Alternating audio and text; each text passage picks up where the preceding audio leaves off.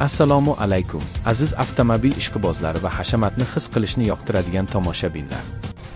Bugun sizni o'tirgan joyingizda hayajonga soladigan, yuragingizni rom-rom ettiradigan, o'z sinfidagi eng chiroyli va qudratli avtomobil 2025 yilgi yangi Chevrolet Cobalt bilan tanishtiramiz.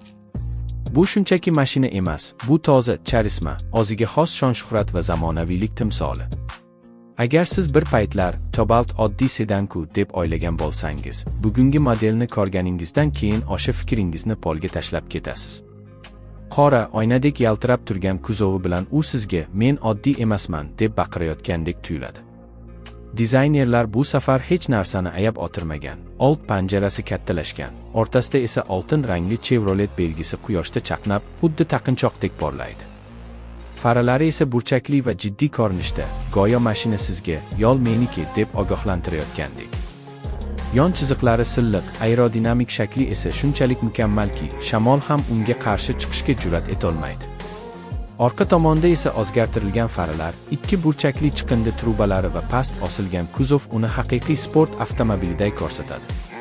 Ichkariga kirganingizda esa o'zingizni mini kosmik kemada his qilasiz. Har bir tugma, ekran va chiroq o'z joyida, har biri sizga qulaylik va zavq ulashish uchun ishlaydi.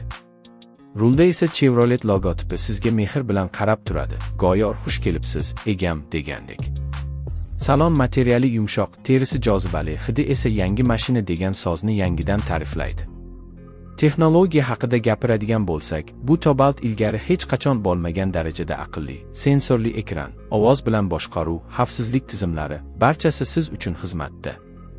Yangi 1.5 turbo dvigatel esa jim, ammo kuchli.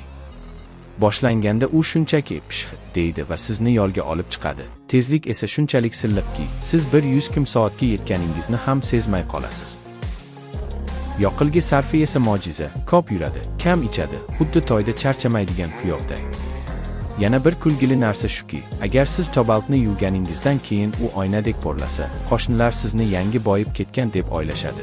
Lekin siz bilasiz, bu shunchaki Cobaltning tabiiy jozibasi. U past osilganligi sababli xuddi yo'l bilan raqs tushayotgandek yuradi. Burchaklarga kirayotganda esa sizni ishonch bilan bagriga oladi. Qishda ham, yozda ham bu mashina o'zini a'lo darajada tutadi. Konditsioneri muzdek, pechi esa issiq, hatto qishda kofe termosiz yurishingiz mumkin. Shahar ko'chalarida yurayotganda ham odamlar unga qarab qolishadi. Kimdir suratga oladi, kimdir hasad bilan jilmayadi. Cobalt esa bunga parvo qilmaydi, chunki u biladi, u e'tibor markazida.